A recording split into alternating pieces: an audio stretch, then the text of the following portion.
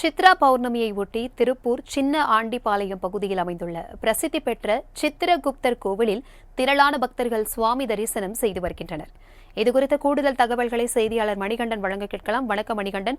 பக்தர்கள் பாதுகாப்பிற்கு என்ன மாதிரியான ஏற்பாடுகள் செய்யப்பட்டிருக்கிறது? போலீசார் எந்த அளவிற்கு பாதுகாப்பு பணியில் ஈடுபட்டு வருகிறார்கள்? விவரங்களை சொல்லுங்க. வணக்கம் பிரபாவதி. திருப்பூர் அருகே உள்ள சின்னாண்டிபாளையத்தில் உள்ள சித்திரகுப்தர் கோவிலானது மிகவும் பிரசித்தி பெற்றதாகும். தமிழகத்திலேயே காஞ்சிபுரத்திற்கு அடுத்தபடியாக இந்த கோவில் சின்னாண்டிபாளையத்தில் மட்டுமே இருக்கிறது. சித்திரகுப்தர் யமதர்மனின் கணக்கராக இருந்து பக்தர்களின் பாவ கணக்கை தீர்த்து புண்ணிய கணக்கை எழுதுபவர் என்று நம்பப்படுவதால் சித்திரகுப்தரை தரிசிக்க ஒவ்வொரு நாளுமே தினமும் பக்தர்கள் வரிசையாக குவிந்து வருவார்கள். அவரது பிறந்த நாளான சித்ரா பௌர்ணமி நாளான இன்று இந்த கோவிலில் நடைபெறும் பொங்கல் விழா மிகவும் சிறப்பு பெற்றது. இந்த விழாவிற்காக தமிழகம் முழுவதும் இருந்து பல ஆயிரக்கணக்கான பக்தர்கள் வந்து குவிந்து கொண்டிருக்கிறார்கள். சுமார் 1 கிலோமீட்டர் தூரத்துக்கு பக்தர்கள் வரிசையில் நின்று சாமி தரிசனம் செய்கிறார்கள்.